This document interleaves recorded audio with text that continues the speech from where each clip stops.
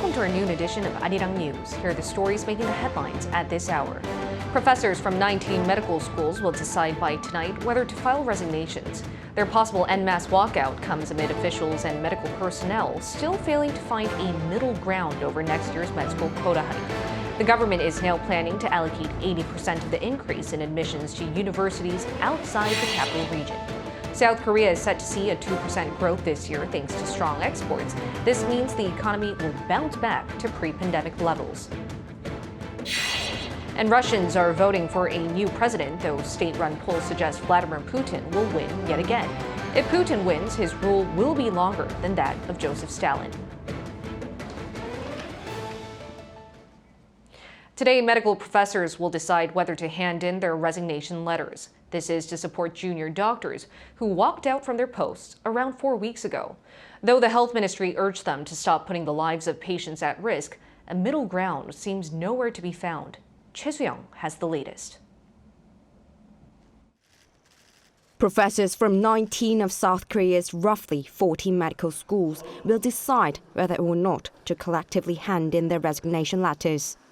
So far, among the so-called Big Five hospitals in Seoul, professors of Seoul National University, the University of Ulsan, and Catholic University have finalized their decision to submit resignation letters if the government takes any legal action such as suspending junior doctors' licenses. According to an emergency response committee of professors formed on Tuesday, they will finish discussions by Friday to show support and to safeguard junior doctors who walked out around 4 weeks ago. The health ministry on Friday morning urged the medicine professors not to resign. The government once again urges the junior doctors to come back to the field for the public and for their co-workers. Doctors can be respected when they stay with the patients.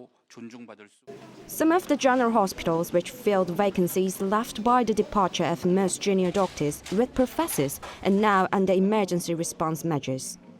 Seoul National University Bundang Hospital is now operating surgeries only for emergency, severe cases due to the lack of doctors, and the number of surgeries has decreased by about 30% to 50% compared to before. The current conflict between the government and junior doctors was sparked by the government's plan to increase medical school enrollment by 2,000 places starting in 2025. Doctors insist that an expanded quota cannot be a fundamental solution to break long-standing issues like a shortage of essential medical services such as pediatrics, obstetrics, and gynecology. The government said the quota increase is inevitable, as South Korea currently has just 2.6 doctors per 1,000 people, far below the OECD average of 3.7, and that it is needed to resolve regional healthcare disparities. The government has unveiled the allocation plan for the new quota on Thursday, with 80% of new med school spots going to schools outside the capital region. Choi Soo-young, Arirang News. Now to economics. South Korea will see 2% growth this year on the back of strong exports, according to the Korea Economic Research Institute. 2% growth would mean a rebound to the pre-pandemic levels. Shin Se-byuk with the details. In its latest economic outlook report released on Friday, the Korea Economic Research Institute forecasts that South Korea's economy will likely grow by 2% in 2024, returning to pre-COVID-19 levels. This forecast sits below earlier growth rates projected by major institutions, 2.1% by the Bank of Korea, 2.3% by the IMF, and 2.2% by the OECD. KERI points out that global economic improvements and a surge in exports could drive recovery this year. However, domestic spending is expected to rebound only in the second half of the year, following anticipated interest rate cuts in late 2024. The report also warns that the recovery could be hampered by the economic downturn caused by higher interest rates and inflation, emphasizing that efficient management of private debt will be crucial for this year's economic performance. Furthermore, KERI cautioned that a 2% growth rate may not be achievable if China's economic slowdown drags on. By sectors, private consumption, a key driver of domestic demand, is projected to see modest growth at 1.6%. This is largely attributed to decreased spending power due to household debt repayments. Inflation is expected to increase by 2.5%, aided by a weaker dollar and stable raw material costs, including international oil prices. Exports, which saw setbacks last year due to the IT sector's downturn, China's economic struggles and rising geopolitical tensions, are expected to rebound to 3.6%. The optimism is based on the global economic revival and an uptick in demand within the IT sector. Regarding South Korea's current account balance, KERI forecast a surplus of $51 billion, bolstered by an expanded goods balance surplus. Shin Se-byuk, Arirang News. South Korea's finance ministry has also given its assessment of the country's manufacturing production and exports and says there are definite signs of improvement. But high inflation and spending still remain a concern. Our economics correspondent Lee Soo-jin has more. South Korea's economy is showing a patchy recovery. That's according to the latest Economic Green Book, a monthly economic assessment report released Friday by the Finance Ministry. There have been improvements in manufacturing, production, exports and employment, but parts of the economy are recovering at different paces as private consumption and construction investment remain sluggish and inflation high.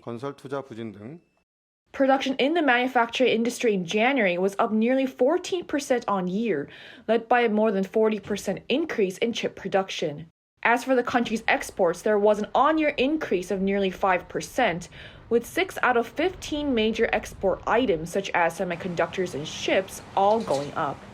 And employment figures in February also remain solid, with the employment rate for those aged 50 and above standing at 61.6%, up half a percentage point compared to the previous year. But the nation's economy continues to grapple with high inflation as well as sluggish private consumption and construction investment. South Korea's consumer prices were up 3.1% on year last month due to higher prices of oil as well as fruit and vegetables after falling below the 3% mark in January. Prices of agricultural goods were up more than 20% from the previous year due to adverse weather conditions in major production areas. And unstable international oil prices meant domestic oil prices were also up. Amid the continued high inflation, retail sales, a key gauge of private spending in January, rose slightly, up 0.8% from the previous month, but dropped more than 3% on year. And investment in construction in the first month of the year dropped 5.6% compared to a month earlier. The ministry said uncertainties remain due to geopolitical risks like the ongoing war in Ukraine and the regional conflicts in the Middle East. As such, the government plans to continue to focus on improving domestic demand by implementing key policy tasks identified during livelihood policy discussions with citizens. The ministry added that there is also growing anticipation for recovery in the IT industry and a soft landing for the global economy. Lee Soo-jin, Arirang News.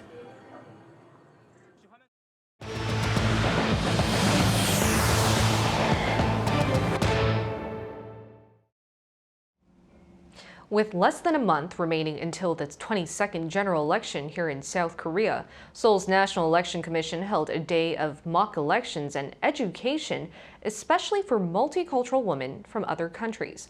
Our National Assembly correspondent Lee Si-hoo reports from the site. The room is filled with a solemn atmosphere as people take their ballots. This is a mock vote organized by the National Election Commission to help women who have immigrated to South Korea better understand the country's election process. At a multicultural family center in Cheongdong-gu district in eastern Seoul, a group of women learn about the Korean political system ahead of the upcoming general election. We guide multicultural voters on the importance of participating in elections and how to vote so that they can properly exercise their political participation. We expect that experiencing the entire process of voting in person at a mock polling station, equipped like an actual polling station, will help them experience the precious value of voting and exercise their precious right to vote in future elections. As wives, mothers, and citizens of the country, migrant women themselves highlight the importance of voting in their new home. Especially for the foreigners who migrate or who got married with the Koreans, we have to do our duty in this country also, and for the future of our kids. And for this country also, I want, or if it is good also, that we have to give more importance with the foreigners, because they're giving more childbirth in this country. I wasn't a Korean citizen in the past, but I am now. Since I am a Korean citizen, I must take part in the ballot, of course. In South Korea, there are around 300,000 women from other countries who have moved here for marriage. Of them, over half have become naturalized Korean citizens. Professor Woo Young-ok, who studies migration policy, says every voice of these women matters. Not only does their participation in the election enable the expression of minority opinions, but it can also greatly help reflect in policies the issues and room for improvement in our multicultural society where people from different countries coexist. And it's important that society acknowledge their contributions. The fact is, they are Korean. They are the citizens of the country. So the term naturalized foreigner is an inappropriate combination of words to describe them. Even if they consider themselves Korean citizens, our society tends to think that they are foreigners if they look a little different or speak a little differently. But they contribute to our society as citizens. And when we recognize their contribution, their level of self-respect and identity will also change little by little.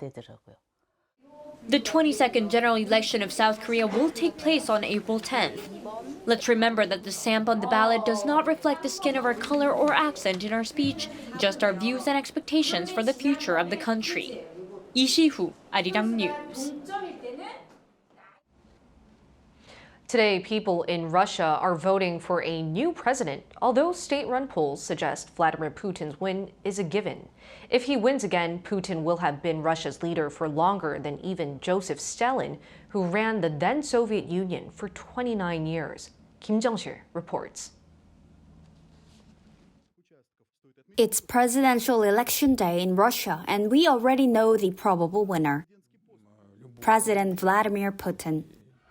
The election, which will last until Sunday, could provide Putin with a sense of reassurance that he seeks over the war with Ukraine. The polls suggest that Putin's win is a sure thing and that he will win with a more than 80% approval rating. In this case, he may continue the war in Ukraine with more confidence. More than 112 million Russians over the age of 18 are eligible to vote from Friday, along with 1.9 million Russians living overseas. The question is how many people vote. I mean, we know his approval rating can mount to 86%. It's the voting rate that will be more important this time. Another takeaway from this election is that residents in the 4 regions of Ukraine occupied by Russia, Donetsk, Luhansk, Zaporizhia, and Kherson, are casting their votes. With the election giving momentum to Putin and his policies, experts say he may want to use this opportunity to conclude the war with Ukraine. Putin may feel it'd be burdensome to drag the war out, as he plans to start something new with a new term. I think if the US or Ukraine are prepared, Putin may want an opportunity to potentially end the war. Putin's renewed leadership would also impact the dynamics on the Korean peninsula, with Moscow and Pyongyang rapidly boosting ties in recent months. If Russia further strengthens its ties with the North while distancing itself from the South, it will have a huge impact on South Korea's national security and stability on the Korean peninsula. Experts added it's important for the South Korean government to come up with measures to cope with Putin's new term, while further preparing for the outcome of the U.S. presidential election in November. Kim Jung-sil, Arirang News. A mega rocket developed by SpaceX for future Mars exploration conducted its 3rd test flight on Thursday. The Starship flew halfway around the world for 48 minutes, but was lost before re-entry. Lee Seung-jae has more. SpaceX's Starship, a mega rocket designed for future Mars exploration, lifted off on Thursday from the Starbase facility in Boca Chica, Texas. It was the third launch following 2 tests that both ended explosively last year. And while this launch didn't end successfully, it did achieve a number of milestones, getting SpaceX closer to its goal. The rocket flew halfway around the world for about 48 minutes, reaching a maximum speed of over 26,000 kilometers per hour and an altitude of 234 kilometers. However, when Starship began its descent and re-entered the atmosphere, red flames appeared due to frictional heat, and it is presumed that the spacecraft was burned up during re-entry as the live broadcast of the rocket was cut off. While Thursday's launch fell short of its plan to splash down in the Indian Ocean after a 65-minute flight, it provided much-needed data for the team. The world's largest and most powerful rocket to date reached orbital speed for the first time and flew a record distance. With the data it gathered, it's now in a position to move on to more complex test flights, such as carrying NASA astronauts to the moon's surface. Just like SpaceX's Falcon 9 rockets, the Starship is designed to be fully reusable and is considered crucial in the company's mission to carry humans to Mars for the very first time. Lee Seung-jae, Arirang News. At least 60 people have reportedly died from dehydration and hunger after the engine of a dinghy carrying migrants across the Mediterranean Sea broke down. According to survivors, the victims included women and at least 1 child. On Thursday, it was reported that the Ocean Viking, a vessel operated by the humanitarian group SOS Mediterranean, picked up 25 survivors from a group that set off from Libya on March 8th. The survivors said the boat's engine gave out after 3 days, leaving its passengers without any food or water. Those rescued were in very weak medical condition, and 2 people who were unconscious and in critical condition were flown to Sicily by helicopter for emergency hospital treatment. Now, with the first ever Major League Baseball regular season games to be held in South Korea, the San Diego Padres were the first to arrive in the early hours of Friday morning. The Padres, who are led by some of the biggest names in the majors, and also boast 2 former KBO stars, Kim Ha-sung and Ko Suk. They arrived at the Incheon International Airport at around 1:30 a.m. to prepare for the Seoul series against the LA Dodgers. The Dodgers will arrive later this afternoon, and the 2 teams will play exhibition games against the Kium Heroes, the LG Twins, and the South Korean national baseball team early next week. The West Coast rivals will then face off at Seoul's Kochuk Stadium on March 20th and 21st. For many, robots are no longer a new technology. They're already prevalent in various industries, but now they're becoming chefs. An Sung-jin explains why this isn't a half-baked idea. The robots are taking over. At least in kitchens, they are. This middle school in Seoul, South Korea is the first to use robots in the process of cooking lunch. Rather than workers standing in front of steaming pots and pans, robots do it instead. Not only does it ensure consistency in taste and quality, but our chefs have also said that they are more satisfied as cooking has become more efficient and easier. Research has shown that being exposed to fumes in restaurant and cafeteria kitchens can lead to lung cancer. So the Seoul Metropolitan Office of Education introduced robots to improve the working environment for kitchen staff. These robots can rustle up various dishes such as soup, fried chicken, and stir-fried vegetables. It's not just schools that are using them. Expressway rest areas are doing so as well. Robots here are a part of the autonomous process of putting the ingredients into a pan, cooking them on the stove, and then pouring them into a bowl. For example, it uses its arm to stir the noodles at a certain pace and move them to a bowl. It can make more than 10 different types of dishes and up to 200 dishes in an hour. Since our working environment has become much more pleasant and convenient than before, it's much more preferable to have these robots. It's like a mutual relationship for us. If the trial is successful at this rest area, the Expressway Corporation is looking to bring the so-called robot chefs to other rest areas in South Korea. Robots are a key aspect of the growing food tech market. Data from market research and strategy consulting firm Emergent Research shows that the global food tech market is going to expand from $220.3 billion in 2019 to $342.5 billion by 2027. The integration of robots in the food industry is expected to progress rapidly as it improves hygiene and quality in the kitchen. The problem is not that these robots are replacing people as workers, as the restaurant industry is already lacking in manpower. It's cooperation that's going to be needed. The Food and Agriculture Ministry has pledged to increase the budget for food tech to $48.6 million this year. An Sung-jin, Arirang News.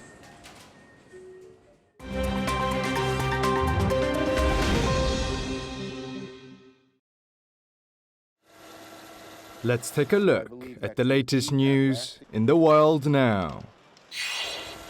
On Thursday, China, Iran and Russia completed all exercises of the 4-day trilateral naval drills in the Gulf of Oman. According to the Chinese Navy, the joint maritime exercises, titled Security Bond 2024, have further promoted trilateral exchanges and cooperation. The drills began on Tuesday with a focus on firing at sea, communication, and simulation of anti-piracy and rescue missions with a scenario involving hijacked merchant vessels. The Chinese Navy deployed their destroyer Urumqi, among other ships, while Russia dispatched a guided missile cruiser and Iran more than 10 vessels for the joint exercise. An officer of the Chinese Navy said that the three sides took turns to command and coordinate closely. U.S. Senate Majority Leader Chuck Schumer on Thursday publicly criticized Israel's Prime Minister Benjamin Netanyahu and called for new elections in Israel. Addressing the Senate, Schumer said Netanyahu had lost his way with his operations in Gaza, too willing to tolerate the civilian toll. He also said the Netanyahu coalition no longer fits the needs of Israel, and that an election is needed to allow for a healthy and open decision-making process about the future of Israel. Schumer also urged for negotiations for a two-state solution, saying the rejection of such a plan would be a grave mistake. Democrat Schumer is the highest-ranking Jewish elected U.S. official and a long, strong supporter of Israel. State Department spokesperson Matthew Miller said Schumer's comments were his and not those of the Biden administration. In Japan, a Tokyo district court on Thursday ruled that the country's current ban on same-sex marriages is in a state of unconstitutionality. A district court in Sapporo had also this week ruled that the Japanese civil code that limits marriage to only the opposite sex is unconstitutional and discriminatory, saying that enacting same-sex marriage does not seem to cause disadvantages or harmful effects. While polls show that 70% of the public support same-sex unions, the Liberal Democratic Party of Prime Minister Fumio Kishida has been opposing the implementation of homosexual marriages.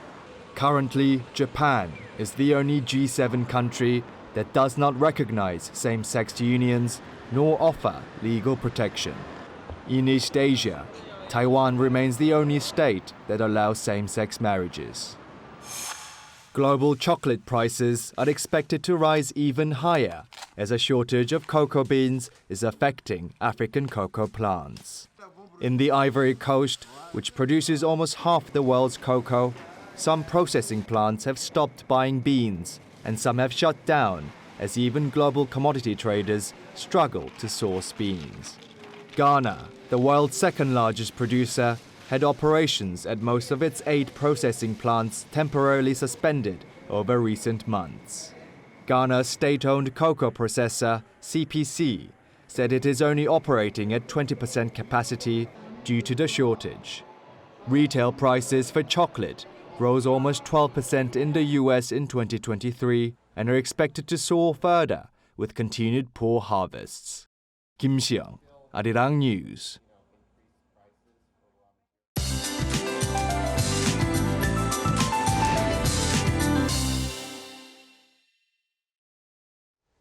Good afternoon. Today's forecast calls for more pleasant early spring weather. Afternoon temperatures go up even higher today, making temperature gaps of 20 degrees Celsius in some parts of the country. Do dress accordingly. It feels quite chilly in the mornings and evenings these days. Mild temperatures triggered high dust levels. Have a good face mask ready. The central regions will be trapped in dusty air all day today, and tomorrow looks to be a dusty one as well. Meanwhile, East Coast regions need to stay on high alert against wildfires. Dry and wind advisories are in place. Back to the readings now. Afternoon highs will hike to 15 degrees here in Seoul, Busan topping out at 18 degrees Celsius. Warmer than average temperatures will accelerate the blooming dates of spring flowers this year. Speaking of which, the warming trend will hit its peak tomorrow at 17 degrees in the capital. Then rain in southern regions this weekend will bring the temperatures back down to the norms, and next week will not be as warm as this week. That's Korea for you, and here's a look at the international weather conditions.